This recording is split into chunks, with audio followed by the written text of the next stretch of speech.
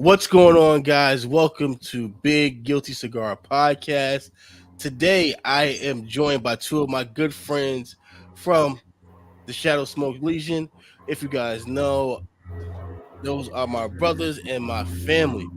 But today, I am joined by Pete and Josh. And today, we are going to have an amazing Texas. Damn, now I can't talk. Texas, Texas adventure with my guys today. So Mhm. Pete and Josh, let everybody know how long you guys been drinking for, and how you guys got your start in the whiskey. Oh, that's a that's a great question. I've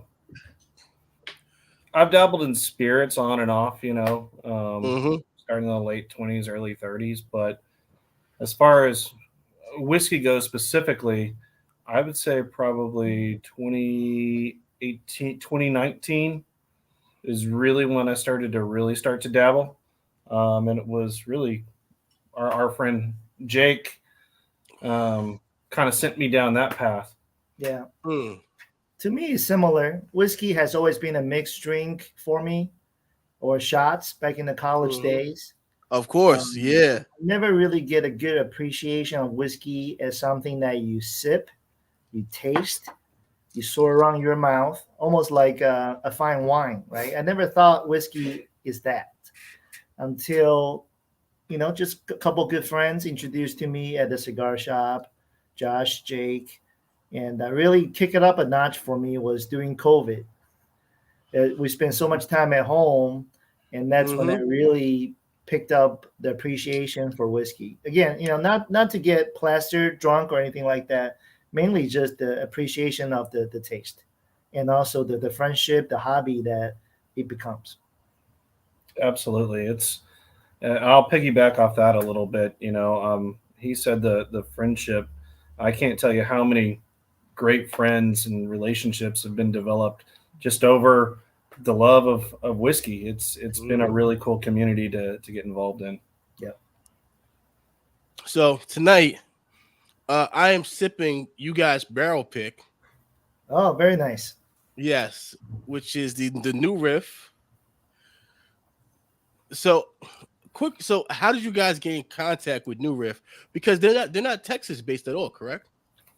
No, no, they're Mm-mm. not. It's happened by accident. So I'm a subscriber to Whiskey Advocate magazine, and one of the issues they were talking about whiskey picks, talking Mm-hmm. about how different liquor stores, whiskey clubs, sometimes they contact the whiskey distillers. They can pick their own. That has always been a little out of reach for us because our club, being 2 years old, we have about 100, members. So we're kind of small to pick a barrel by ourselves. When you pick a Mm-hmm. barrel, you get an entire barrel dedicated to you. And typically that yield about 225 bottles. So that's a Mm. lot to purchase at one time. So in this magazine, they talk about New Riff have the new program that you can purchase fraction barrels. In this case, Mm. is a quarter barrel that you can purchase. So that's how we end up doing it. I reached out to New Riff, talked to the nice lady over there, and then set everything up. We received three samples to pick from, and we had a pretty serious tasting. So a few of our members, we sat around, tasted over 2 different nights, and this bottle was unanimous. So we picked this barrel because everybody thought it was head and shoulder above everything else. So was the first idea always going to be overproof? I would say yeah. Yeah. I mean, you want to taste something at the virgin state, if you will, right? Before they Mm-hmm. add too much water to it. That's why in the whiskey world, the single barrel is thought after, and the higher proof ones are more thought after. But for Okay. new beginners, I do understand that could be a little hot, that overshadow other nuances. But even for newbies like us, right, we've been drinking probably more seriously for the last 2 3 years. Your Mm. palate changes fast.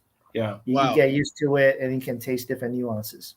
because remember when they start adding water to those barrels, they're stripping True. away flavors, right? So that that cast strength is what you're going to get primarily the most out of that whiskey, because you're going to get all the flavors before they start watering it down, diluting it, right? I mean, what happens Mhm. to your Dr. Pepper when it's been sitting there all day and the Yep. ice is melted, right?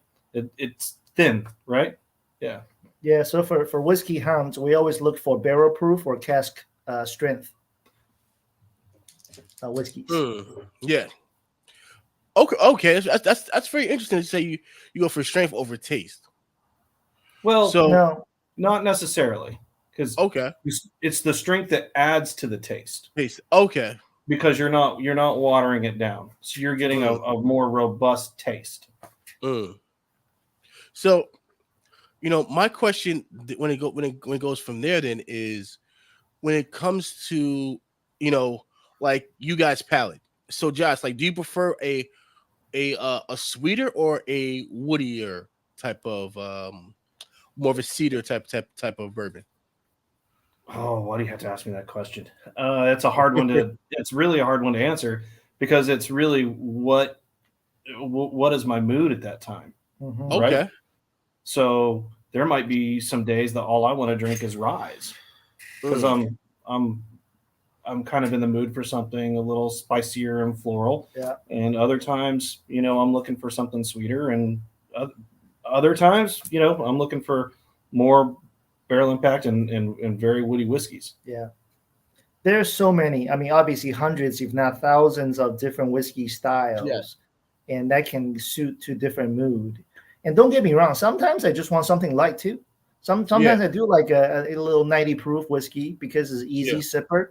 It just easy. I don't have to spend a lot of time analyze it. Just easy to drink, easy in the mouth. So sometimes you like that too. But yeah, to Josh's point, you can have an Islay Scotch that is super peaty and smoky, and you have something like bourbon that's more 51% corn based, so tend to be a little sweeter, and doesn't have that smoky medicine cabinet smell to it, if you will. Side note, something I just noticed here. I know we keep talking about our group. The group's name is, En Fuego, EFWT, En Fuego Whiskey Tasting. We meet up every second Sunday and have a different theme. But I thought this was cool. I just noticed this. We have our there we go. So this was our original logo. Oh wow. And this is The new and New improved logo. logo. yeah. So I thought that was kind of cool. I just noticed that. Yeah. And by the way, I want to kind of touch upon the New Riff barrel pick that we did. Yes. So it's the same recipe, right? The distillery had the same mash bill. What I mean by that is the same exact grain content that went into making a New Riff bourbon whiskey, right? But over time, based on the wood of the barrel where it sits in the warehouse, they mature differently. So even though when the distillery told us, hey, these are ready to go, which one would you like?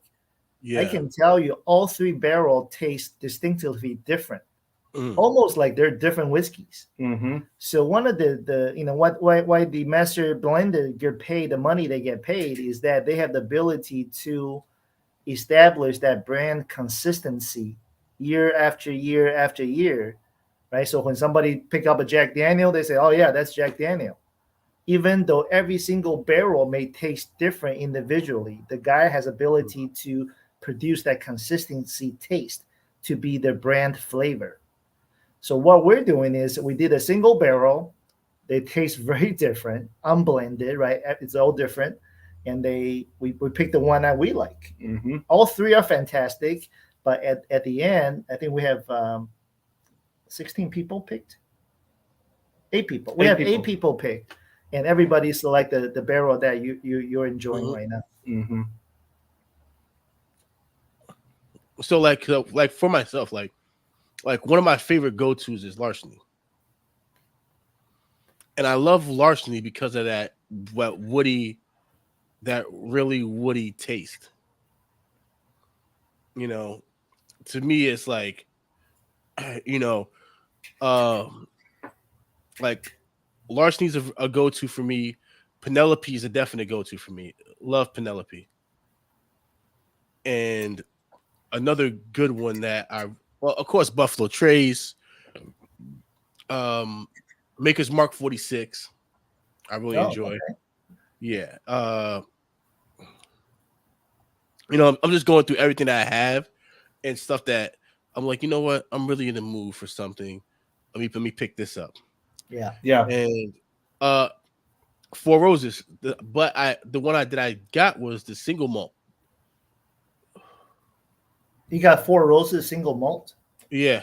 or single barrel? Single barrel. Sorry. Single barrel. Single barrel. Yeah. I was about to say we've got to find this. the hunt is on. Yeah. When they talk about single malt, typically that's like a Scotch. Mhm. Scotch is big on single malt, right? The malted barley, and that's what's inside Scotch, and it's probably the most popular spirit around the world. I mean, outside of vodka or rum or tequila, things like that. Mhm. So, a lot of whiskey makers around the world, they emulate that flavor profile. Yeah. So most Japanese whiskey, it's Scotch style. Asian, I mean, there's an Indian distillery called Amrut.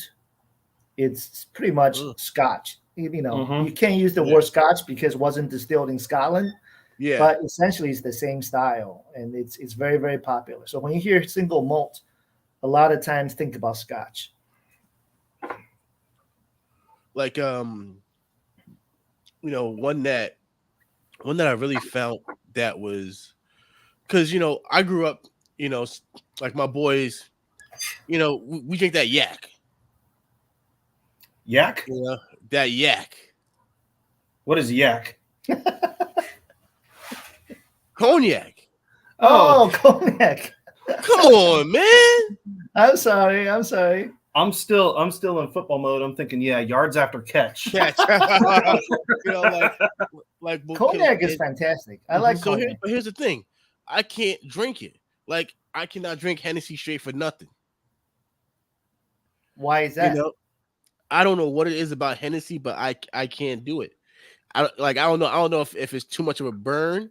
And this one right here has a major burn, but I don't know if it's the burn or the taste. But me and Hennessy do not see eye to eye. Hennessy or Remy Martin,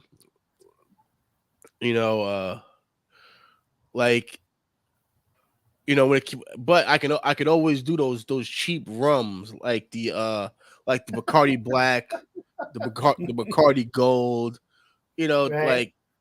stuff like that. And back then I thought I was doing something back then. Yeah. How do you drink your whiskey? Straight. Well, if not straight, in the old fashioned. Only two ways I have it. It's either old fashioned. One thing I always share with people, even experienced whiskey drinkers. Take a sip, right? Just a little sip. Like normally, here's my very typical pour. You can barely see in the glass. Really, just a tiny little bit. So when I take a sip, just a little bit, and what I do, I close my mouth, and I actually swoosh that around in my mouth. Number one. And then I chew it like you chew a piece of steak. That's right. Just like that, very exaggerated. You chew it. It doesn't care how that looks. But when you do that, you will uncover different flavors of that whiskey you are drinking. Holy shit, Pete. Wow. Right? Yeah. I'm not making this up. I learned this trick a long time ago. It does coat your tongue because your tongue has different flavor profile. Well, not profile, the different receptacles, like sweet, bitter, sour, whatever. So when you coat that in your mouth, swish it around, and then you chew it, maybe that produce more saliva, mix it up. I don't know the science behind it, but it does change the taste quite a bit. Yeah, like that's so interesting because my tongue got a little numb. I got a little numb, but and like I got more heat. Right? Yeah, I got more heat, and but the flavors really did kind of like it really exploded. Right. And that's also, this is your first drink today or tonight, whatever. Yes. You just started. So the first few sips is always a little more shocking or harsh, right? Then you get used to it. So, the next 10, 15 minutes, go back to it and do the same thing again. You'll get a different appreciation of that whiskey. That's why I really compare whiskey to fine wine. And people do the same exact thing with wine. Mm-hmm. So, This and is actually delicious. now you're changing your mind now. Yes. Yeah, Yes. yo, Yeah. this is actually delicious. Right. You know what? Now, you can also do a couple drops of water, right? That changes it up too. Oh, okay, yep. I know what I was making sure I got the right bottle. So I have another bottle of New Riff. He's like, that's not the bottle. That's not the same one. Yeah, Yeah, you got There we got go, our yeah. label right there. You have our logo laser etched on the bottle. We're very proud of this, Yeah. by the way. Oh yeah. We're very, very proud you of guys this thing. should be. It's an amazing bottle, and like you guys really did. You guys picked an amazing pick.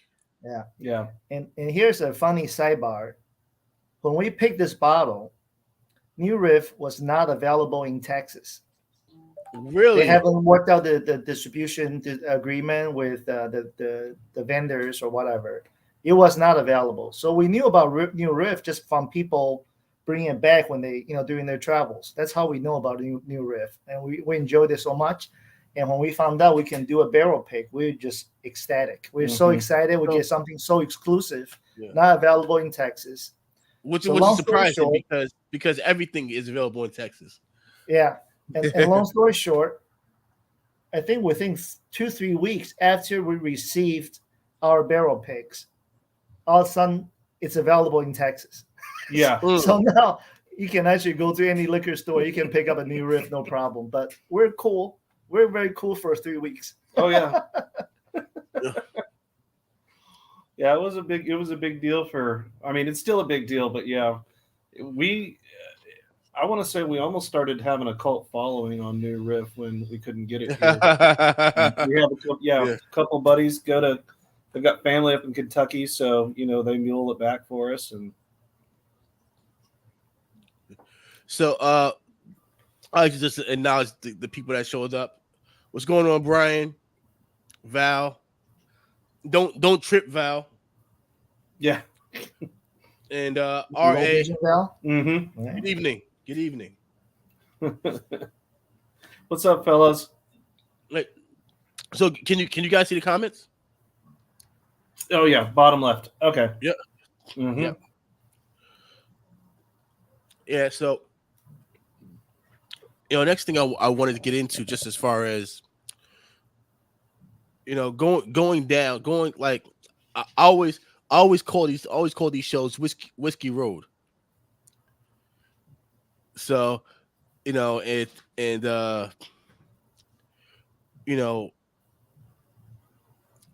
so it's my boy B from he's from Mount Vernon. He's from where I grew up at. But B, I don't think we can see all the comments. Oh, sorry. Maybe There we go. this- Yeah, B. See, he's one of my guys from Oh, okay. representing the 914 up in here. But so and I would say, like, I'll call this a walk down Whiskey Road just because of the fact that people get a chance that get to learn so much about, especially like myself. I get to learn so much just about whiskey and I really enjoy talking to you guys because it makes me buy more bottles of whiskey. Yeah. But That's because That- like right now I would say I'm maybe up to 20 bottles now. Nowhere near that's you good. guys. That's very good. I remember last time I think you said you had like 4 bottles or something like that. 4 or 5. Yeah. yeah, so- 4 or 5. You just wait. It's going to start taking over closets and So one advice is that take it slow. Take it slow Yeah. because your palate will change. Your preference will Yeah. change over time. What do you think is one great that right now? Later Yeah. on, you may prefer something a little different. One that I really enjoy is Noble Oak. Like Local oak. Noble Local. Oak. Noble Oak. Noble Oak. Oh, Noble Oak. Noble oak. I don't think Yes. I've had that. Yeah, I'm not sure. Is that one? It- Is that one? Is that here in Texas? Noble Oak. Sounds familiar. I don't believe I had it either. I know I've So- seen it. That one is they based that one in a cherry cast. So when they put the juice in, they take a old wine. They take an old like sherry wine cast, and they Yes. dump juice in Yep. there. Yeah.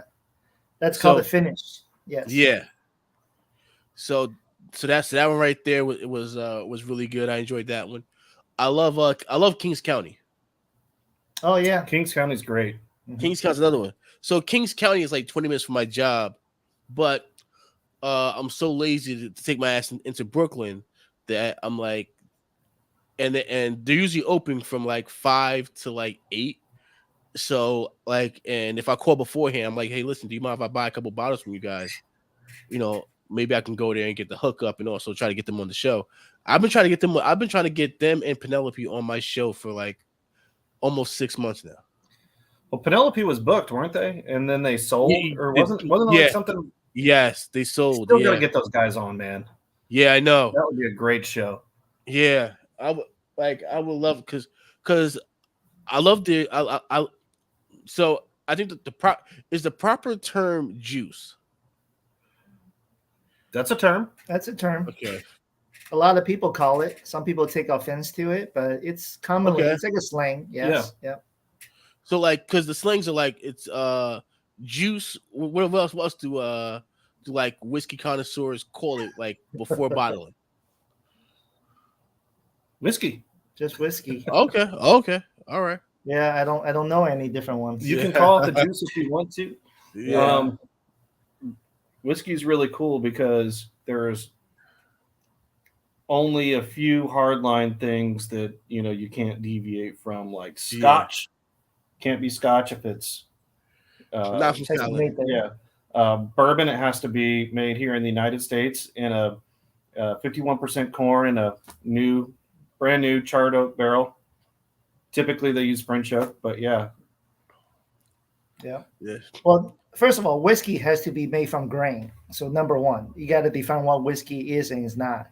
So we talked about cognac a little earlier. Yep. Yes. That's not whiskey, Yeah. At all. right? No, That's cognac- not whiskey. That's distilled from That's grape. cognac. Delicious. I'll enjoy it, but it's not whiskey. So it's funny that when we have our whiskey tasting, right? Sometimes you see different things. So we have to be very specific. This is a whiskey tasting. Only bring whiskey, please. Yeah. Just because it's brown doesn't mean it qualifies. And we have our different themes every month too. What's up, Tony? I see you. Hey, Tony. So 1 month might be a bourbon, but somebody might bring a whiskey that technically would be a bourbon if it wasn't put in a second fill cask. So that can't be in the running for our bottle of the month. Yep. Oh, but we'll still crush it. We'll still drink it. So you guys have a bottle of the month. How does that Mhm. work? Very democratically. Just from a Okay. show of hands, what people think about that bottle. You can only vote once. Yeah. So typically the founding members, we have 3 of us and 1 alternate, and we'll call him a founding member as well. Yeah. We'll kind of really pay attention to what everybody's talking about and what everybody likes. And then we talk about what we like too. And then we pull top 5. Ooh. And then from there, we'll vote on the top 5. So Because if we So voted ha- on everything, that would be a mess. yeah, I was gonna say. So how do you like? Is it 10 bottles per month that everybody brings to try, or Now it's very casual. So for Okay. example, we just had a Scotch month. Okay. This past Sunday actually it was Mm. our last event. It was Scotch, and we let people know that's the theme, and people just bring whatever they want. Some people could be in bourbon if that's what they like, but majority of people will bring what's the theme of the month. And Mm. people bring from 1 to 3 bottles, sometimes even more. But at the end of the day, right, on the table, we'll have probably 30 to 40 bottles. Mm-hmm. And Wow. as luck will have it, almost every single bottle is different. From You know the what? cheap, I from have the to ask you. cheap blended scotch Yeah. to a very expensive single malt, exclusive collector items. It's all there, and people are very respectable.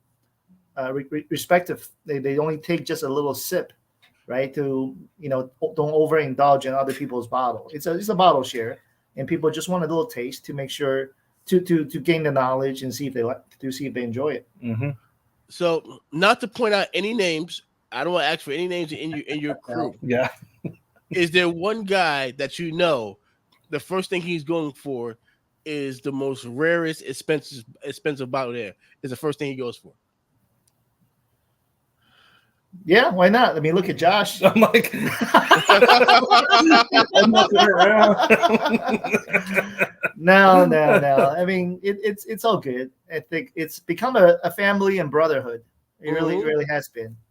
I mean, I remember people brought in a Macallan M. That bottle was $320. People are very, very generous. Once a year, we have our rare and special event. That's for our anniversary. And people bring out really, really nice stuff. If you're into bourbon, the Buffalo Trace has the Buffalo Antique Collection, BTAC series. Yes. So people brought those. Again, we're not trying to put a huge dent in people's bottles. It's just a little respectable pour, just for a little taste.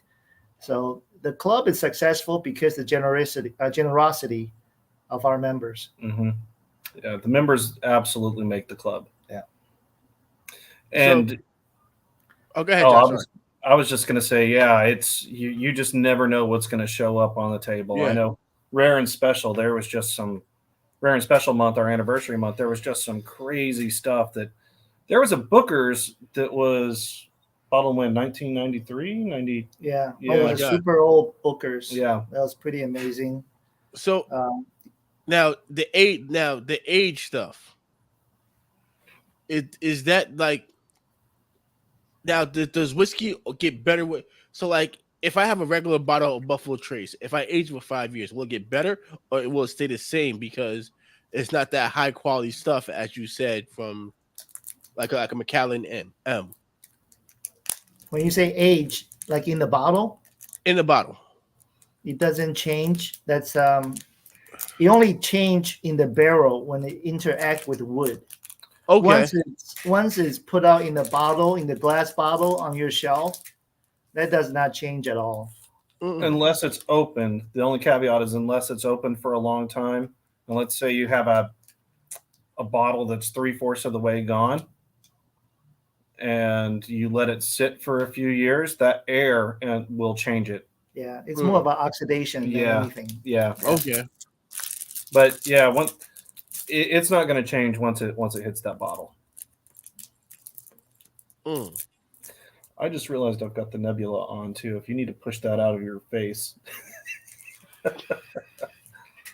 So Josh, so do you have your fancy trinkets? Which trinkets? The little drip thing. Not out here right now. If I want to add some water, I'll just add a little bit to the cap and dump it in. But yeah, Okay. last time I was on the show, I think I had I've got a crystal pipette with an angel. For the so angel I should just go like a little tap, right? Oh shit. Yep. That's perfect.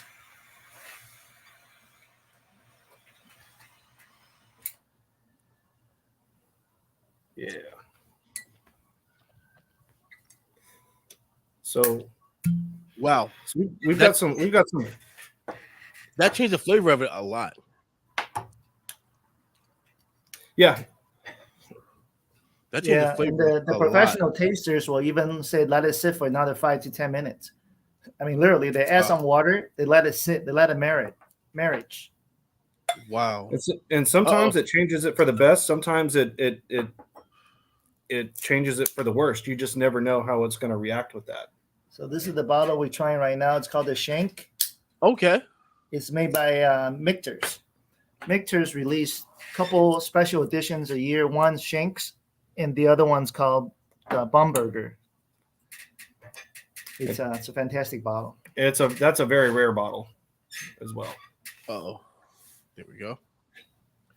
Yeah, I was trying to find a way to zoom in on you guys when you guys were showing the bottle. Let's see.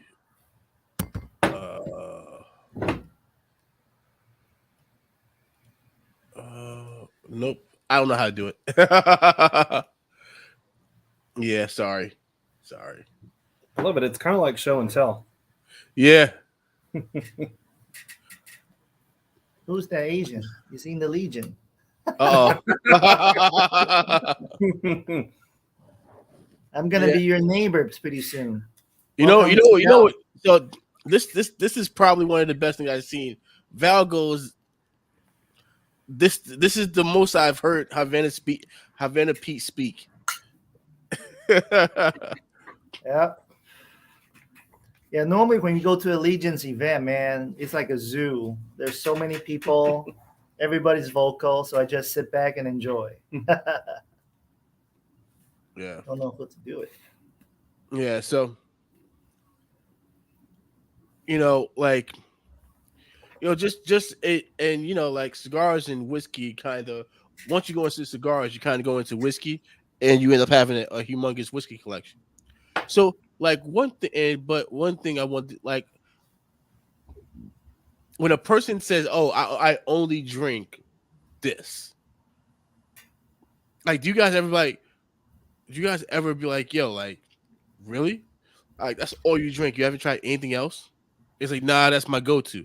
Like, I'm like, yeah, everybody has a go-to, but like, yo, just give this a try and tell me what you think. And I'll always try and open some people up, because a lot of times it's that they just haven't experienced other things and they just found something that they like and they stick with it. Or let's say they had something that was terrible and this is the only thing that they found that's good, so they'll stick with it. But yeah. Well, opinions. Everybody has one, right? Just like your asshole, everybody has one. And I never really try to force my view on others. If that's what they like, that's what they like. No problem. Just like cigars, there's so many different ones. But it's funny you say that, because just the other day I was in a cigar shop. The guy saw me drink rye. He goes, "Oh no, I hate rye. Absolutely, I can't taste it. I can't stand it." I said, "Well, just try a little bit." So I give him a little pour. He tastes it. He goes, "This is like the best rye I ever had." I said, "Well, maybe you never really try many different ones, right? Maybe that one experience that turned you off, but they're so different. They're just very, very different." Mm-hmm.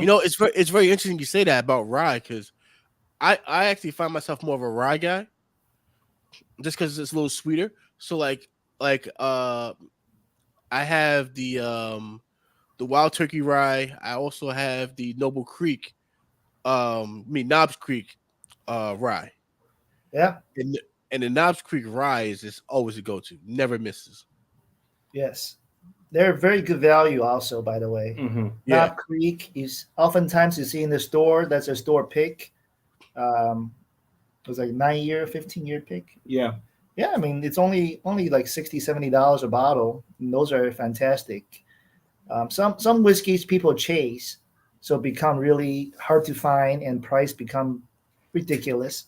But there's a lot of great whiskey out there just sitting on the shelf. So sometimes overlook that and just try something different. You may be pleasantly surprised. That's really one thing I love about the club, is the ability to try so many different things. Yep.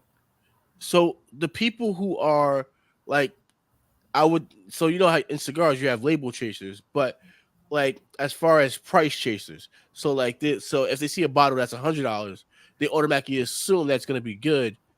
But then you go with something that's $40. You're like, no, that's not going to be good because it's only $40. It can't be as good as this $100 bottle. Yeah. When that's not the case at all. That couldn't be further away from the truth. Oh yeah. Yeah. So Buffalo Trace has a bottom shelf product called Benchmark. When I say bottom shelf, because it's a bottom shelf product. A bottle could be $15 to $20 a bottle. It's a bottom shelf product. It's called Benchmark. Wow. But last year they released a Benchmark. They have a single barrel. They have full proof, bottling bound. So they got different versions of it.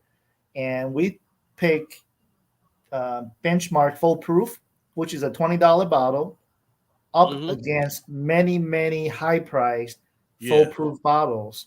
Blend tasting, just from people in the club, and Benchmark fare very, very well. Wow. So that's probably opened a lot of people's eyes. And some people may still say, "Oh, it's Benchmark, the shit." But I'll tell you, $20 compared to some bottles compared secondary, it's upwards like $150. It's not that far off. So some You know, bottles is good. so one that I'm looking for and I haven't tried it yet is Peerless. Actually had a guy from the shop put me on to Jefferson's. Oh yeah, Jefferson's. Yeah, Jefferson was really good. It's another brand. I'm gonna butcher it, so I'm just gonna say B&H. Basil Hayden. Yes, Yeah, I've had their toasted, and their toasted was really really good. I delicious. really enjoyed that. Very good. You know, Very good bottle. very woody, which is Right. something that I enjoy. Right. You know, So as you try different bottles, seems like you really get into it now. I would yeah, look on the back of the label to see okay, where that juice, right, using that word, where is yep, that juice made?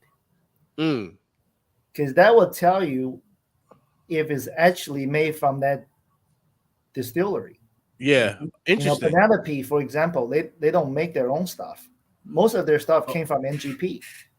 So on the back of wow, the bottle, you're gonna see distilled in Indiana, right? wow, NGP is one of the biggest whiskey yes. producers in America. Many bottles use MPG juice, but they So do my something different to it. so my question there is, how do you get how do you get the variance then if they're using the same company? Remember, we talked about picking the barrels. Yep. So they go to NGP. They say, "Hey, I want to do a whiskey. I want 8 years." NGP will say, "Okay, you can pick from here." So they go pick, and every barrel is different. Remember that? Yes. So they'll pick the ones they like. They can mark it as a single barrel, or they can pick a handful and blend it. That'll be a very, very small batch, right? So that's one way to do it. Another way is they can do a different finish. So they take that juice from MPG and they import maybe a Cabernet Sauvignon wine cask. They put it in there for 6 months. So now it's finished in cab, and that flavor totally different. And you can finish in anything. You can finish in tequila. You can finish in sherry cask. Wow. The possibility is endless. Jefferson, right? Their marketing thing is aged at sea. So they Yes. take this barrel, they put in the ocean liner, they travel around the world as the Voyager, and then they come back and market it, different batch. Yeah. So marketing has a lot to do with it too. Because I tried the oceans, and was it something that knocked my socks off? I actually had it in Miami, with you, Josh. I actually had it in Miami, and I was like, okay, this is good. It's not something that I would spend $80 on. So Exactly. Diminishing returns. You got to pay yes. for the marketing. Some people like their story. So and also like for instance, perfect example, and I don't know if you guys have a bottle of this one or not, but the Sinatra edition. Oh yeah, Jack Daniel Sinatra. Yes, Yes. I never So had it. so I remember a few months back I was in Atlanta and my dad has all the Jack Daniels. So he has the green, the blue, and the green, the blue, and the double black. So that's in his collection. And I said, all right, let me try all three. And the blue was probably smoother than the double black, but I really enjoy the double black more than the blue. So Yeah, it's just so interesting how you can get so many different variations out of one producer. Yes. We just got a Jack Daniel's single barrel rye, Phenomenal. and that is so good. And I'm typically not a Jack Daniel's fan. It's got this banana note to it, and every time I taste it, It's like Banana Runts. That's one whiskey I know that I can pick out on a table. It's Oh, wow. Jack Daniels. So- That banana note. But yeah, that Jack Daniels rye single barrel cask strength is awesome. But do you guys mess around with like the 45 proof, 30 proof stuff, or no? I guess that's just too light for you Alcohol guys. by volume or proof? Yes, proof. That's not whiskey then. Well, yeah. Whiskey has to be at least 80 proof, right? So it's Yeah. 40% Ah, alcohol by okay. volume. Yeah. So when it's light like Okay. that, that's technically not a whiskey.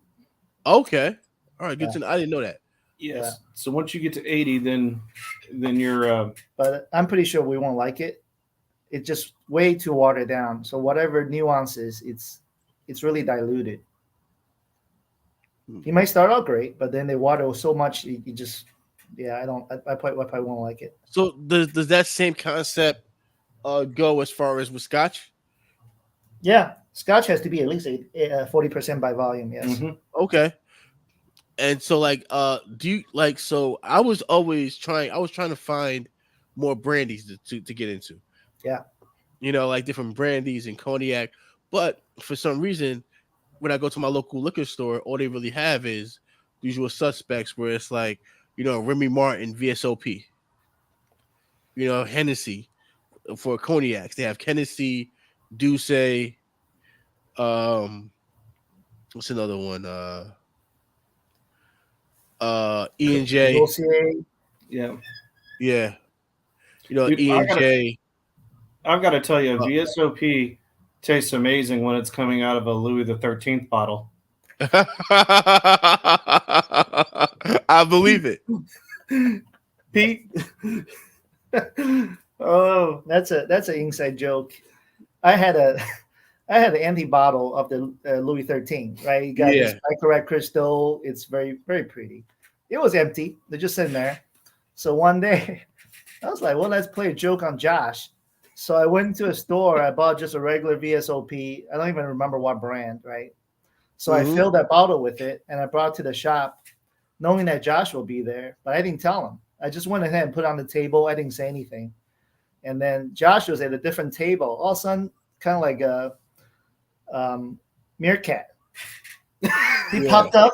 He's like, what is that? And he beelined over. And then I said, yeah, I brought it. Try it.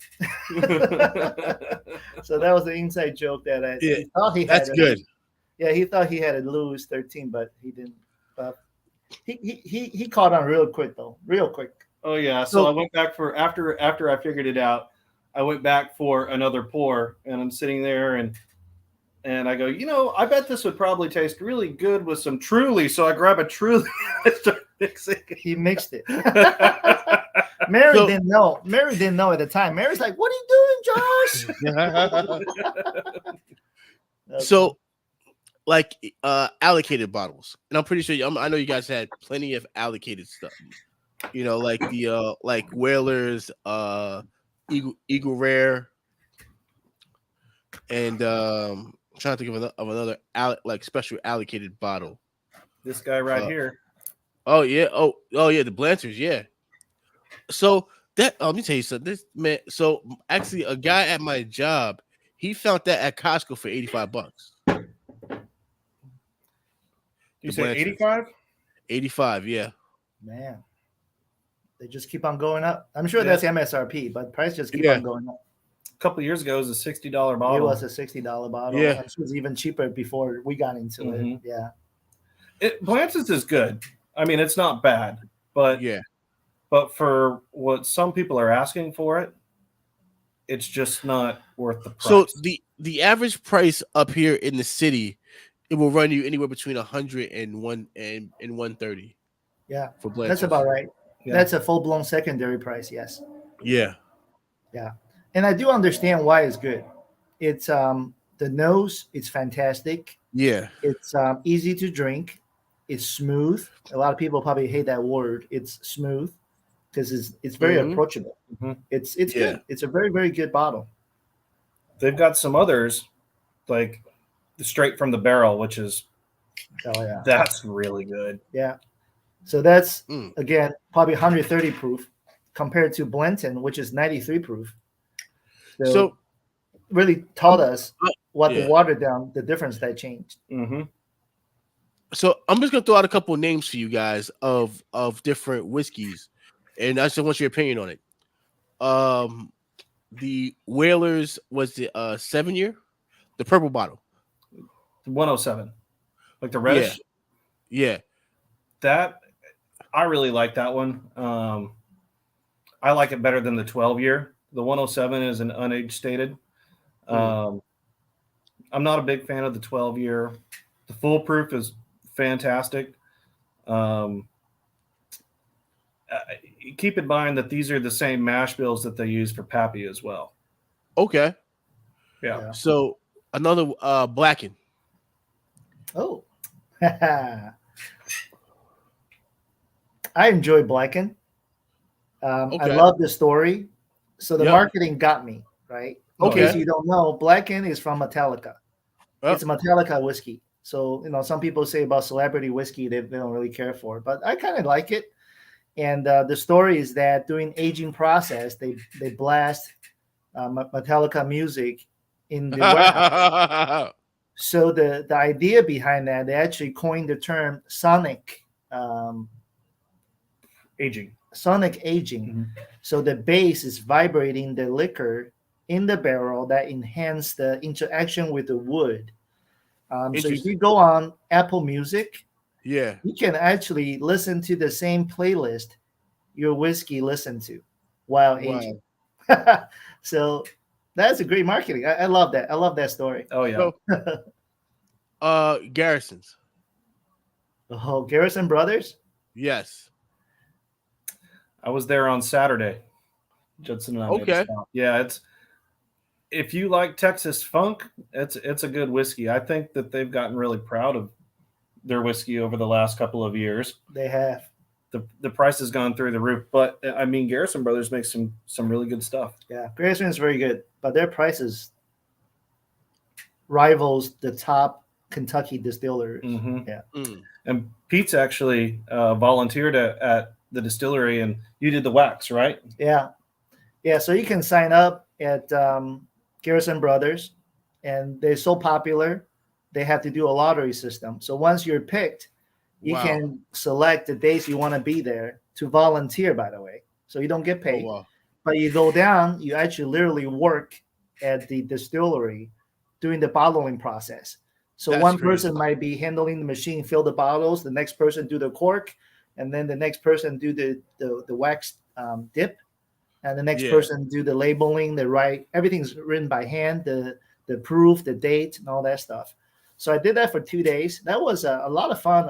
It's a great experience. When I enjoy whiskey, I just want to see the whole process, and there's no better way than volunteer at a distillery to see how the whiskey was born. It was pretty cool. So, what about, I would say, so we got the Garrisons. Another big one. I'm trying to think because you guys pretty much have everything down there. And like I'm trying to Josh said he was gonna send me up a bottle or something. Yeah, so I want to get you whenever they release the hazmat, Iron Root. That's what I'm gonna send him. Oh, yeah, that's really hot. Hazmat, it's a whiskey slang, if you will, for anything that's 140 proof. Woo! 70% alcohol by volume, that's classified as hazmat. You cannot even bring onto the airplane. TSA does not allow any liquor So 140 proof. in the Caribbean, we have a couple like that. And I don't know if Brian is still here, but Brian would know. So my dad, he actually bought me over a bottle of rum. All it says on the label is white rum, but it's like 140 proof. Oh wow, rum? Yeah, I've never seen that. You know what? That's crazy. Keep the people entertained for a second, Joshua. Strike a pose. Well, I'll show you guys. This is one of my favorite bottle. It's called Booker's. It's a Jim Beam product. So Booker Knoll is one of their longtime master blender distiller. So every year he go through the warehouse, he picked the ones that he thought was Booker's worthy, and he produced Booker's. Oh, not once a year. I'm sorry. They do it 3-4 times a year. Yeah. They have different batches. Another one we really enjoy. It's from High West, so it's up in Utah. This is a once a year release called Midwinter Night's Drum. Oh wow. Yeah, that's also a very, very great bottle. And one of our great friend, lives up in Park City.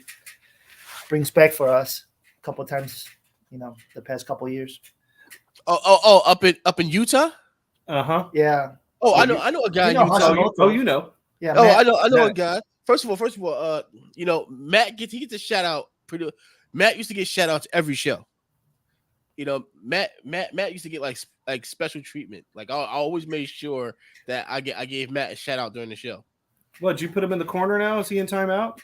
Yeah, maybe for a little bit, but Hashi's my boy, man. Hashi always gets a shout out during the podcast. He's a good dude. But this right here you're not gonna be able to see it because of the light. Let's see if I can. There we go. Oh yeah, there we go. Clark's Court?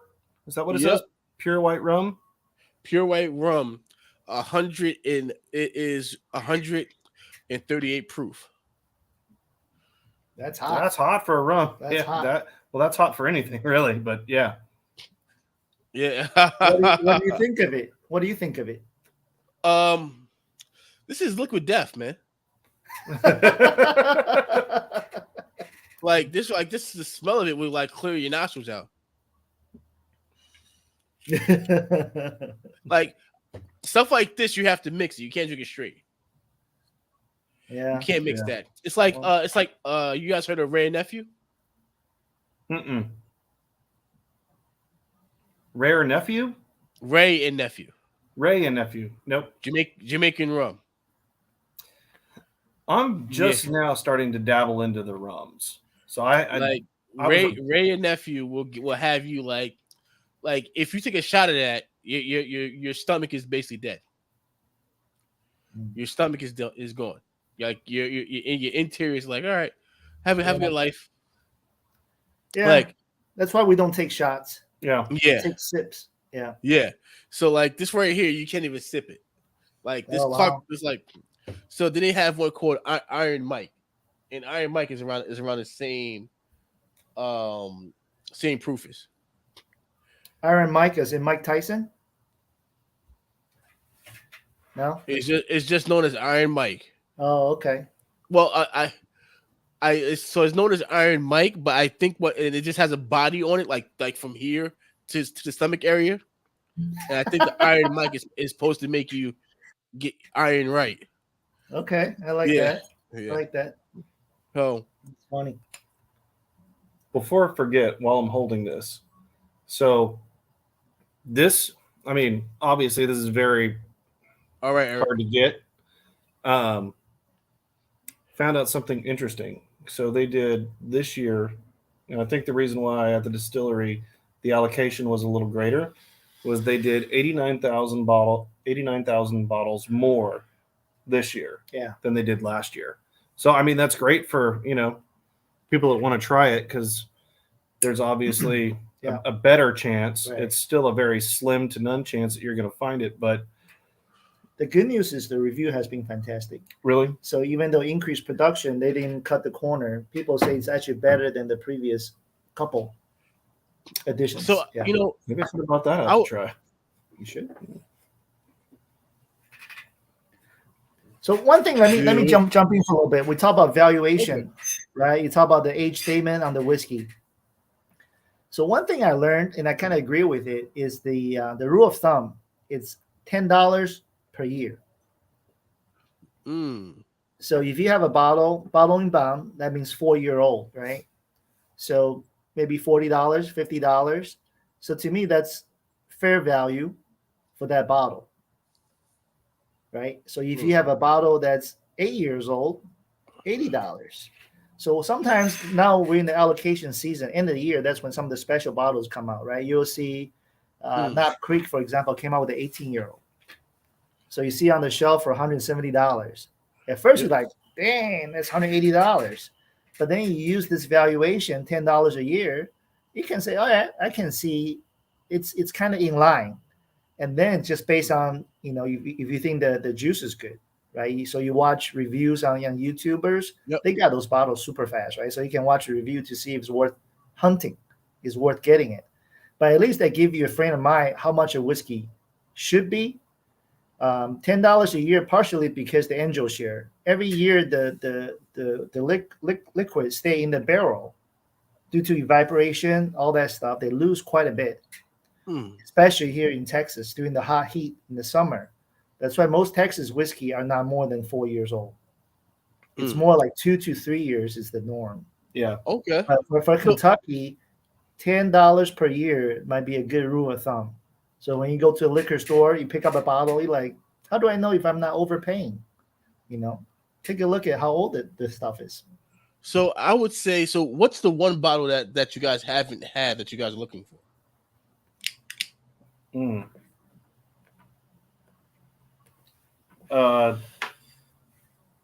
C923. Elijah Craig. Yeah. Barrel proof. Yes. So that one's actually should be attainable. It's made by Elijah Craig. They come up with Elijah Craig.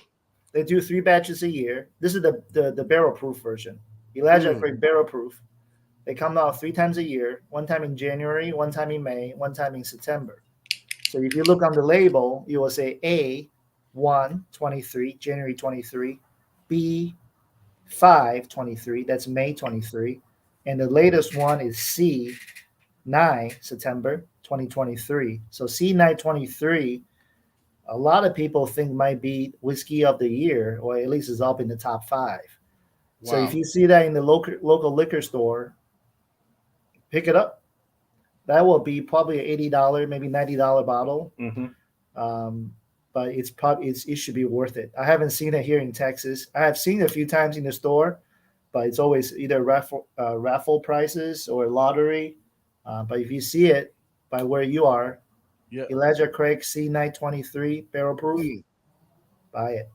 Yeah, and scoot and don't sit on it. Buy it immediately because it is getting a lot of media hype, right? From like even some of the bigger guys like ADHD Whiskey and Bourbon Junkies, and so and they have huge following, so people are hunting for those bottles too. So anytime they're hyping a bottle, it just makes it a little bit harder for us.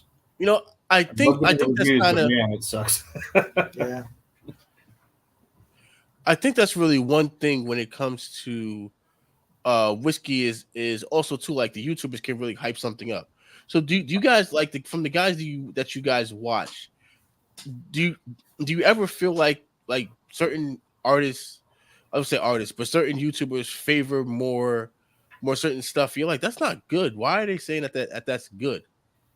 Like they're kind of pushing product a little bit. The ones that I watch, I don't feel like they do that. I mean, they have sponsors and whatnot. Yeah. I know that's why Whiskey Tribe was great, because they would have distilleries send them bottles and they would say, hey, yeah, we'll review this, but I want you to know if it sucks, we're going to tell them, so just, are you cool with that? Yeah.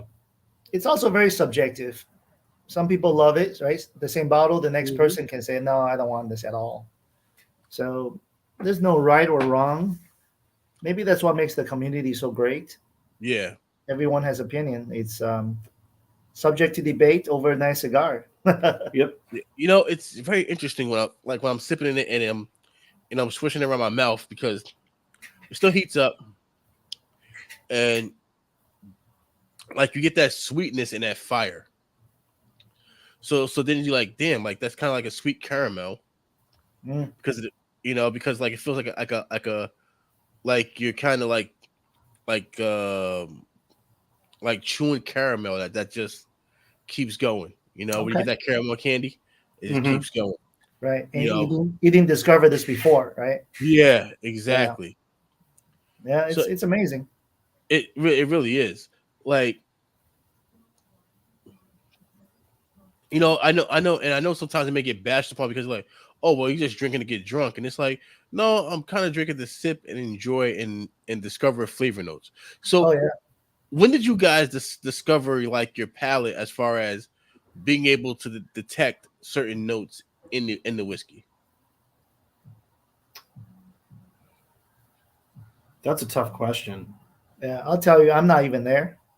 Mm, I'm one of those guys like I like it or I don't. I don't spend a lot of time to dissect, saying, "Oh, this is peanut, this is banana, this is caramel." Um, I don't really spend a lot of time on that. So if you ask me to review a whiskey, it'd be a very bad review because it'd be I like it or I don't like it. It'd be very very boring. um, I think I've probably spent a little bit more time on tasting notes, partially because of Mary, specifically going her sommelier Makes journey, sense. right? So Mhm. we spent a ton of time with nosing kits and things like that. But even with that, it can be very hard to pick out notes at times. Um, but there's just some that just pop out at me, like cherry, caramel, vanilla. For me, I think Yeah, cherry, is you can pick that yeah, up. and that's one of my favorite notes too. Is cherry popping out of the glass.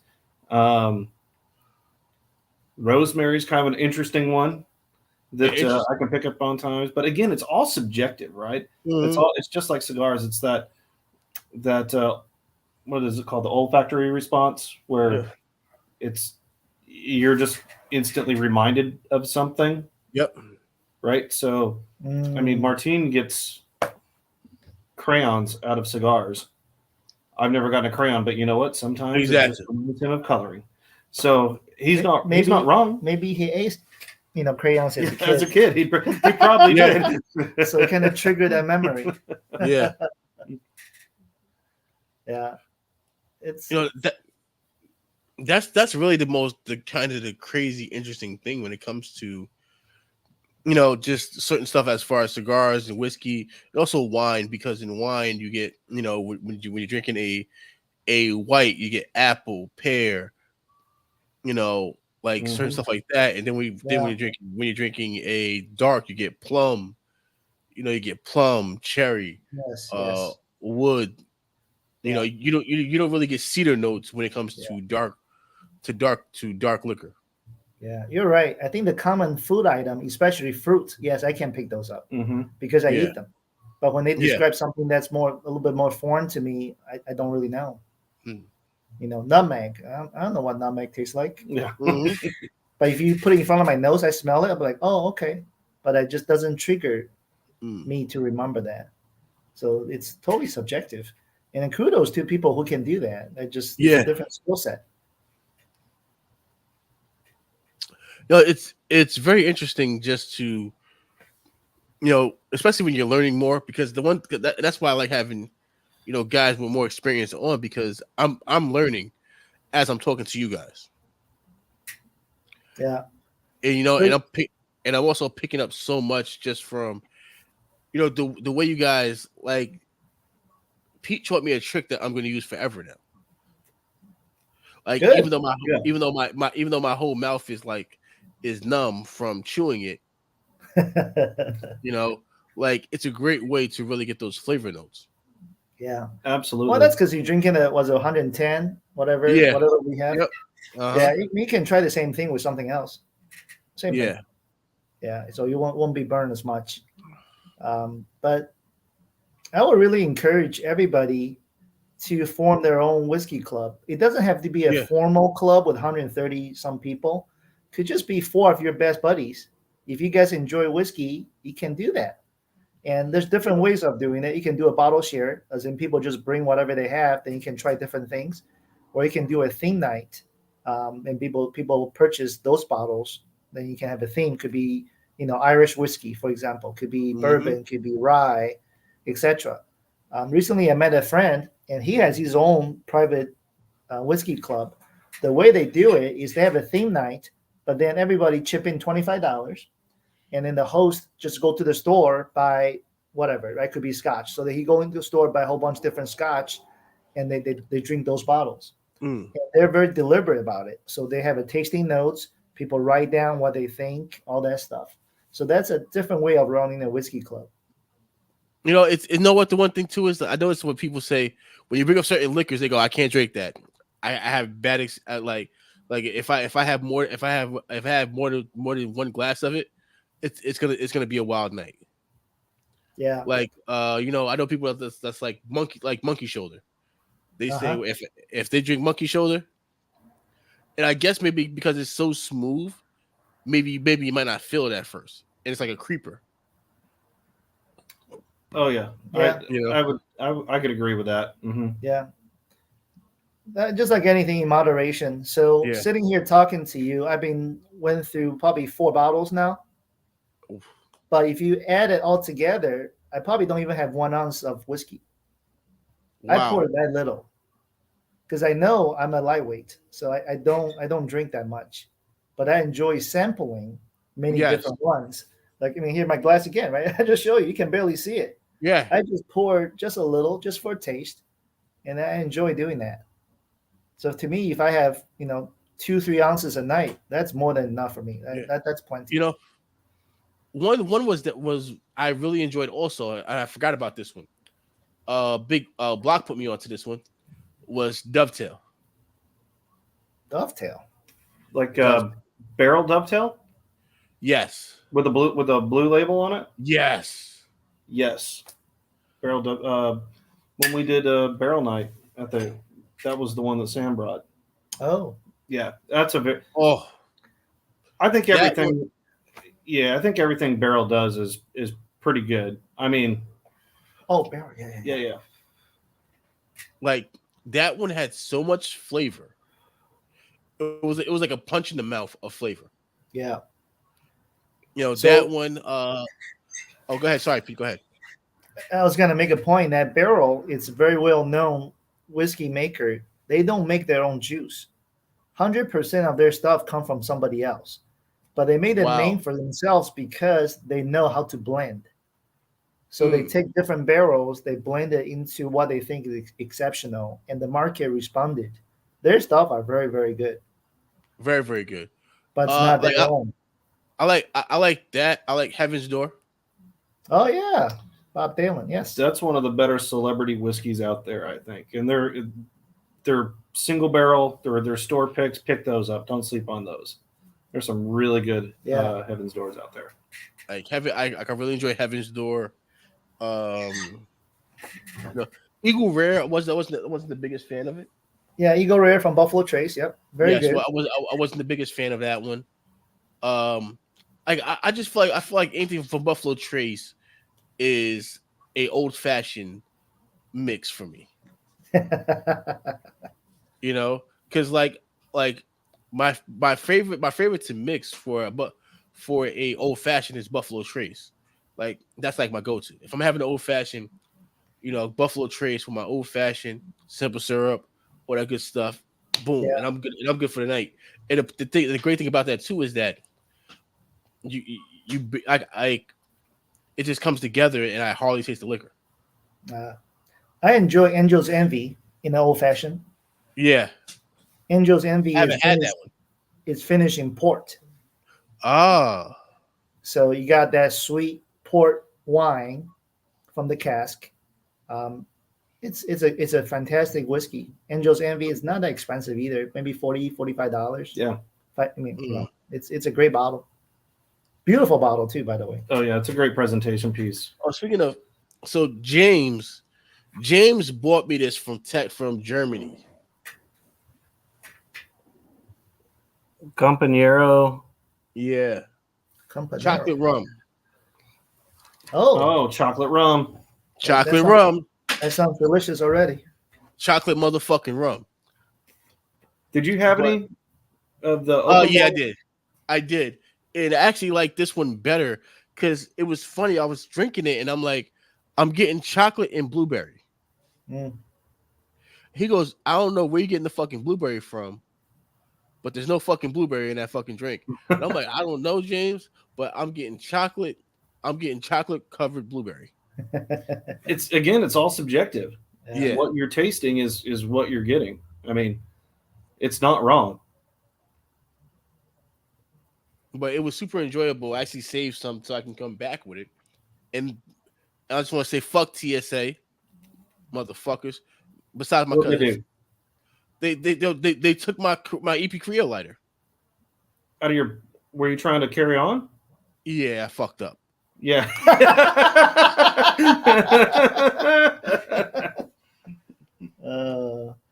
Yeah, don't travel with your fancy lighters. Yeah, no, it wasn't even open. Wasn't even open.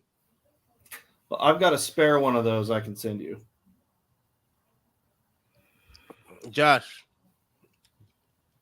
that would be fucking amazing. Yep. I'll get it to you. Is it hard to find allocated whiskey, bourbon in New York area, New York, New Jersey?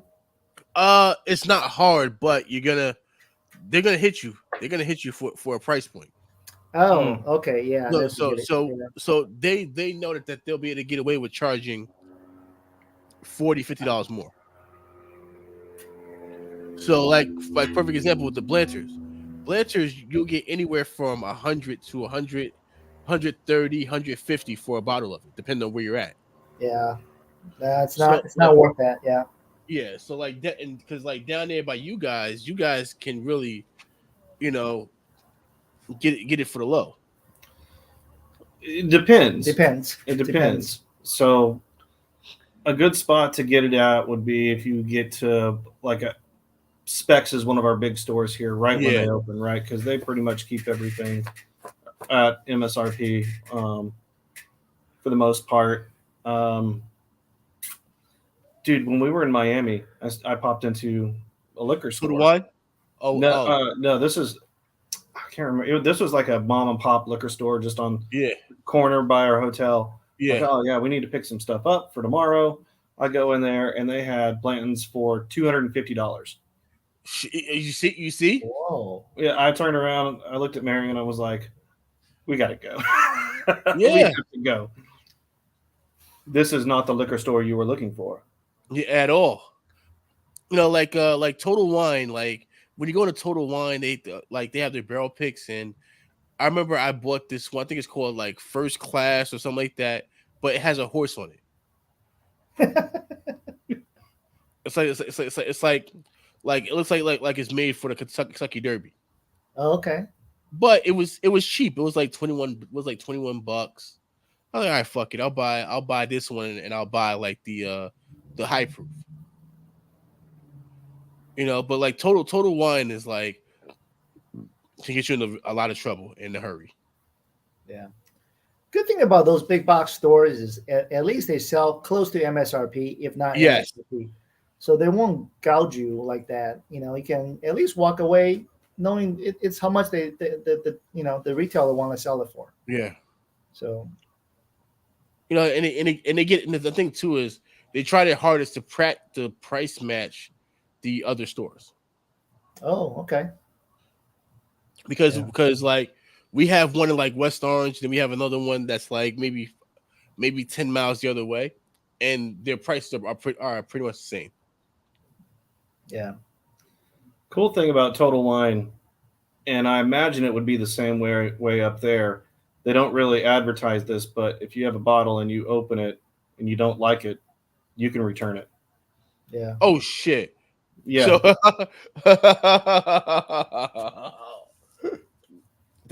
I'm like, That's probably where they got all those tasting bottles from. Oh yeah. Yeah. Oh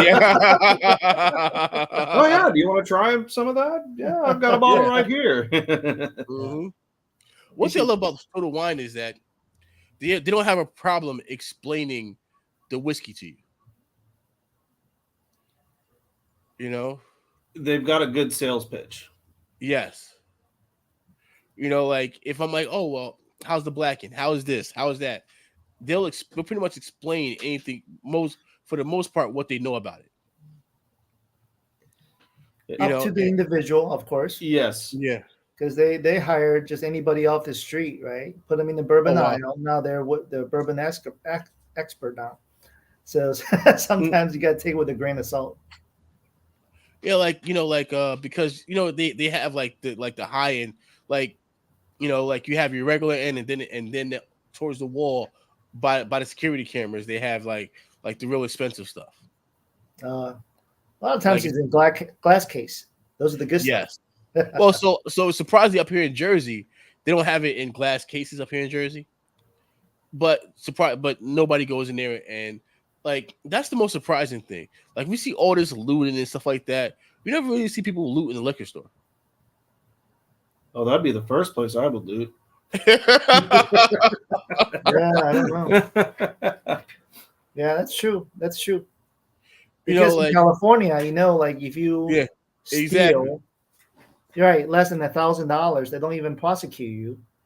So, like in Target, one of my buddy, right, our buddy, he's a store manager here. So he was telling me the stories he hear from the California store. You have people literally every day they come in with a calculator, they pick the merchandise, they calculate Oh exactly shit! less than 1,000. They just walk out, they wave goodbye to the employees. There's nothing they do about it. It's crazy, man. Wow. It is crazy. So before long, all the stores gonna be under locking cabinets. They probably don't even go in. They just tell them what you want to buy. They hand it through your little, like a gas Exactly. station through a little window. It's sad. Mm-hmm. Well, what I noticed was like back in the day, it used to be like they would go and steal laundry detergent, Yeah. No, not anymore. Now they just take everything. bad. That's not situation. that's right. Yeah. You should tell them about the spec drop, what we did last year. Oh yeah. So I know it was covered nationally about this whiskey drop that we went to, but it's right in between Christmas and New Year's. Specs, they do a big bottle drop, right? So they have everything. They've got Stag, Weller, Blanton's. Most of it's all store picks too. And we camped out. Pete got there, 2:30? Yeah. I got there around 7, and we were around 290th in line. For the next morning. So we were there the day before, waiting line. Shit. Mm-hmm. And the store opens at 10 o'clock here in Texas. So the only thing I've ever waited in line for, I remember like it was fucking yesterday. Madden 93. Sorry. Madden 03. Why do you have to wait in line for that? Dude, first of all, because Madden dropped at 12 back in the day. So like for like back in the day for like PlayStation. So Yeah. Madden dropped at 12. So me and my boys waited for we waited. We got there at 11. The whole city is there waiting for the Madden drop. So it's like 11. We show up. We're like the 50th person on line. And at 12 o'clock, everybody's going in and buying Madden. I thought all the video games is now streaming. So pretty much Oh you no, can just this is 03, man. It's like 2002. Oh, 03. I'm sorry. I didn't pay attention. Listen, man. Okay. Listen, I've seen many ass whoopings over Madden. That's crazy. I've seen a lot of ass whoopings over Madden, man. Especially if somebody's running the same play. What? And they cheat and they run that same play and win. Oh, the controller's getting thrown and the person and like literally hands is getting thrown over Madden. Madden, NBA Live, and Fight Night always brought out like the worst in us. I'll stick with Excite Bike. Yeah, but that was before like I started drinking. Like the first thing me and my boys used to drink was what's that shit? Long Island iced tea cocktail. Oh yeah. Oh, dude. Oh my gosh. Because Because it tastes like glass. Heartburn in glass. yes. It like that and Hypnotic. Did you guys have Hypnotic back down in Texas? Yeah, it's the blue stuff, right? The blue stuff. Yeah, I had some. Put it in a cocktail. The Incredible Hulk. There you go. You mix that with Hennessy. Yeah, Hypnotic Oh, and that Hennessy. was. Listen, that was a fight waiting to happen. You know, And diabetes waiting to happen too. the guys are sitting there waiting back. Diabetes. So, how did the Hennessy become like this drink of choice for the let's just say the hip hop crowd? How does Music. that become a thing? Music. Okay. It's music. Did they do it in the Like- videos or they talk about it in the lyrics or what? Think about this. Like it was like Cristal. Like Okay. like Jay-Z used to always rap about Cristal, and Cristal became humongous. I see. Like Cristal was bullshit before Jay-Z was marketing it. Huh. So Cristal, then it became Hennessy. Before that, Tupac used to rap about Alizé. So You got a sweet wine. yeah, Yeah, you mix Alizé with Kool-Aid. Thug's Passion. Thug's Passion. Thug's Passion. That's what I'm Tupac gonna said. order that at a bar. Yes, I will take a double tall Thug's Passion. Yeah. So like what that is basically it's basically red, it's basically fruit punch Kool-Aid with Alizé. Okay. So like, you know, like stuff that was big back when I was a kid, and especially like seeing adults drink it was like Cisco. Like Cisco, Alizé, like Hennessy didn't get big until really rap started pushing Hennessy.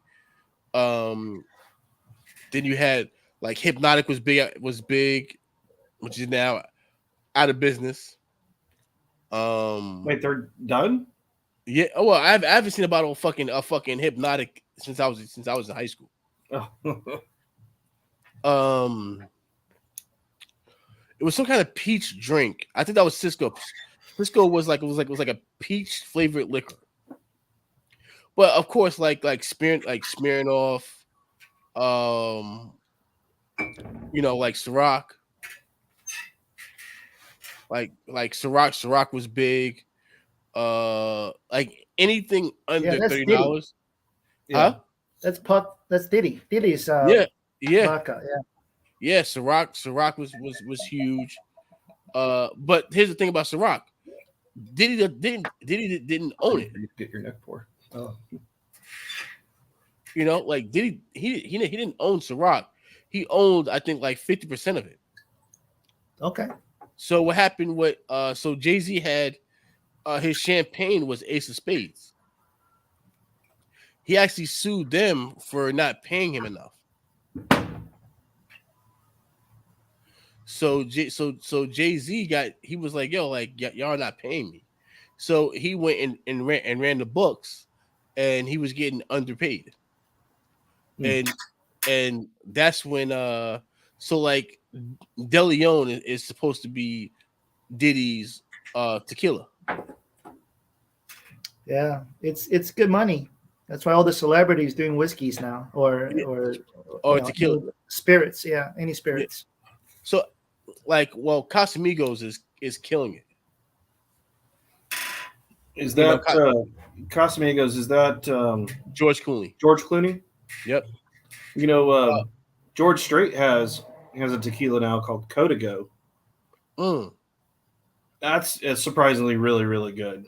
Yeah, well, like The Rock has his own. Was it Terra Maya? Oh, that's right. Yeah, tequila. Yep. Yep. The Rock has his. Michael Jordan has his tequila. What's Michael Jordan's? Trying to remember the name of it. I think it's some weird shit. It's like Cynico or some shit like that. But it's $200 a bottle. Well, if you ever do the bottle signing, I'm there. Oh yeah, that'd be cool. That's different. But Yeah, you guys know Elon Musk has a tequila too, right? No. No. Tesla has a tequila, and it's a lightning bolt. Oh, all right. okay, I that's like that. cool. Yeah. Do you know It's- who owns? Do you know who owns Patron? Oh fuck. Isn't Patron owned by Hennessy? No, It's owned by Paul Mitchell. Oh, Really? Yeah. huh. That's crazy. Easy. Yeah, some people are very involved and some people aren't. So one example is Scottie Pippen. Really? Scottie Pippen is not very involved at all. He has a bourbon called Digits. So the label is a white label with this giant hand on the label, just his hand. It's called Digits. So I That went- sounds like it sucks. So- It sounds like ass. So I went to his bottle signing because I want to see, I want to meet Scottie Pippen. Exactly. So I went in line. You can take pictures with him. He won't sign anything, and he signed the bottle for you. So I said, "Tell me about the name Digits. Why do you name the bourbon Digits?" This guy said, "Man, I don't really know. Marketing picked it," and I said, "Okay." So that tells me everything I need to know about Exactly. how much he's involved in this production. Mm-hmm. It's just like put my name on it and just pay me the money. But Jordan's is actually owned by it's him, Genie Bus, I believe Magic is involved. It's like 6 owners. Oh wow, that's cool. Yeah. So like, and Genie Bus is like the one that's like really, really pushing it. And Genie Bus is the owner of the Lakers. Yeah. Yeah. So Yeah. And but like Michael B. Jordan tried to come out with his own rum, and Nicki Minaj got it blackballed. Okay. So you probably Yeah. saw Josh and I both nosing and tasting this bottle. Yes. It's a fresh crack, as we call it for us. This is from a distillery called Still Austin. Wow. It's done in the Austin area, and it's very, very good. It's tasty. Yeah. So the first one's called the musician. This one's the artist, as you can see on the label. Yeah. So wow. this one's rye. Musician is bourbon. So I think it's a first year release for this bottle. I picked it up a couple months ago. I never opened it. So I just opened it tonight with Josh. What do you think? I think it's very good, and I think the nose is actually really great too. Yeah. The nose is fantastic. Pete, you're making me feel special right now, Pete. Fresh crack. Fresh crack. I'm gonna show you something that Pete does real quick too. Normally with Texas whiskey, you get a Texas funk. Mm. I think it's due to the high heat here, but So- this one doesn't. It doesn't have any that. funk No. at all. So how And I would want to show you something just real quick. Go for So it. do you see these? Yeah. He does this to every single bottle that he buys. So it has the price on it, and it has the date, and then I don't know what ST is. What are those? The initials. Oh, the T, that means is the price is after tax. Okay. Okay. S is it's I bought it from Specs. Okay. So it's just a little note, a cheat code, if you will, right? So remind me how much I paid for this bottle, how old that bottle, when I purchased it, where I purchased it. Just again, conversation piece really, because I have so many bottles. My friends will come over, they may taste something, they go, "Oh, this is great. How much is that?" Sometimes I don't remember. So I look on the thing and say, "Oh, Yeah. this is how much I paid." And this bottle is from whenever I purchased it. Just a little conversation piece. Nice. Nerding it out. Like I have a coworker, and his son also works for the company, and so his son always buys him very, very expensive scotch. Ah, Like we're talking about like $250 and up. yeah. Like I tell him all the time. I say, if my son turns out to give gifts like your son, I'll be a very happy man. That means you did good. Yes. Yeah, exactly. But he goes, I don't touch him. So he has a friend who lives next door who tries to sneak over and always try to reach for the expensive stuff. So like, I believe he bought him a Macallan. He bought him a Macallan. It was in a wooden box. It was a Macallan in a wooden box, and I think it was like a 20 or a 20 or like a 21 or a 25 year. Oh wow, Yeah, that he bought his dad. that's big money right there. Yeah. So like these whiskey collectors, like when you go on YouTube, you see a guy and he'll have a bottle of like Hennessy, but the bottle will be worth like 500, for like $500,000. Or just people who have like they'll have like a liquor room and they're a collector, but their liquor room will be worth like $200,000. I mean it'll be worth like $2 million in their liquor room alone. Yeah. It's So how does a person determine, like, because because it's aged, like how do they determine that this is how valuable it is? Are you talking secondary market Yes. demand? Okay. Scotch specifically, the value a lot of time is determined from the auction. So you can they Okay. actually auction those off at Christie's, right? It's legitimate auction. So Okay. some collectors may go up and just like wine, right? They may have like I don't know what's a good year for like a Chateau Margaux, whatever. So there's a market value for these type of things, and same thing with whiskey. So some bottle, like Macallan, for example, some of them are vintage, right? So they, on the wooden box, they'll say this one's from 1985. Yeah. So there's certain value go with that. So there's definitely a market. Bourbon is not quite there yet. I don't think. Maybe the high end is. Some of the high end stuff. Yeah, but Scotch is definitely well established. It can be an investment. That's for sure. Mm-hmm. You're like, I always wondered just about the secondary market of just Scotch and like, how do people determine, like, yeah, I'm seeing if my guy's available to come on.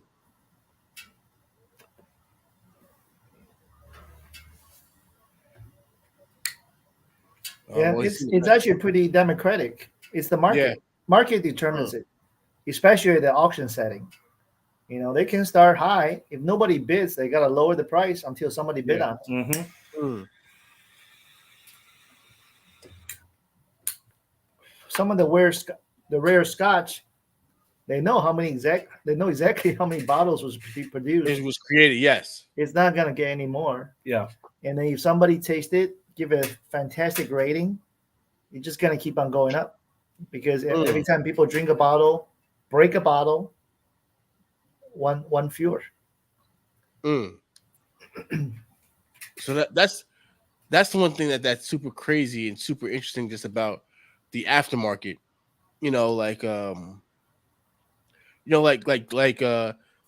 Hennessy always is like they were sending like Shannon Sharp stuff for like they were sending Shannon Sharp stuff for like 3 weeks straight, and they sent him like their most expensive stuff, like bottles that are worth like $10,000, $15,000. But he would put it on the set.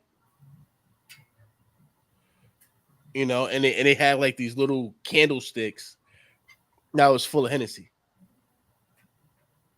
Interesting. Yeah. So they actually gave him a bottle that they only made 200 of, which was like Shannon Sharp. You talking about? Yeah. Oh wow.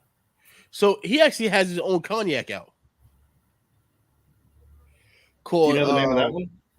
It's called I think Labossiere. Oh. But it's named after his grandmother. But you can't get it. It's the second it goes up, it sells out real quick. Okay. Yeah. Like, So but we were, if you watch his show, it's always there. so you mentioned Scotch a minute ago, and I just realized, Yeah. I mean, we haven't talked a ton about Scotch, but I don't even think I've ever talked really about Scotch with you. What do you have a particular Scotch that you like, or are you even a Scotch drinker? If it's out, I'll drink it. I don't buy many scotches. Just because it's not as sweet as the bourbon is. And Depends on the like Scotch. yeah, huh? Yeah. And Depends on the Scotch, because you can get some of those space sides can be pretty Yeah. sweet.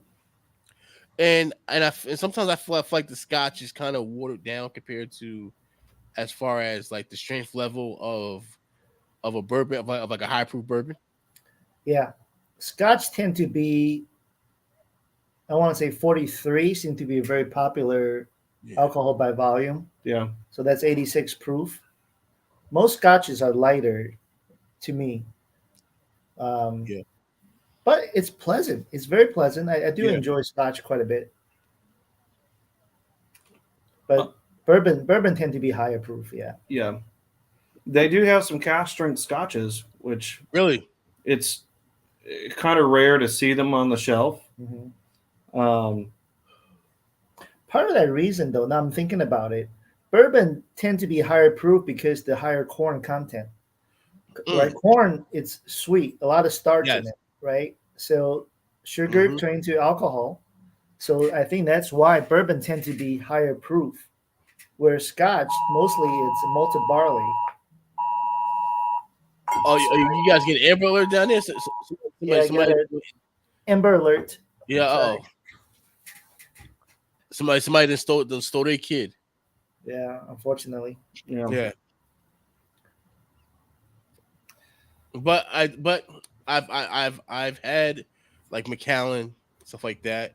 But I consider myself more of a rum whiskey bourbon guy. Like I love rum. Like the rum I actually have one of them at my locker right now at the cigar shop. I have actually have a bottle of Diplomatico. oh yeah, little Yeah. black bottle. Yep. Yep. Very tasty. That's a very unique rum. Yeah, and I've only just started to dabble into rum, but Diplomatico is really, really good. It's incredibly sweet. Incredibly sweet. But I think it's also really floral. Nice. Which I enjoy. Yeah. Which I really enjoy. But we're like an hour and like 40 minutes in. So I'm going to end the stream here. All right. And hopefully I can get you guys back next month. Oh, yeah. Yeah, for sure. That's, I want to have you guys on like once a month and we just talk whiskey. I'd be down for that. So, yeah, that's cool. Guys, I want to thank my guests, Josh and Pete. As you see, like I say, before the show, I was telling him, normally when we get on, like by the end of it, like my speech is slurred from drinking so much with these guys. But until next time, guys, you know the vibes, Ray. Tell a friend. We are out of here. Good night, people.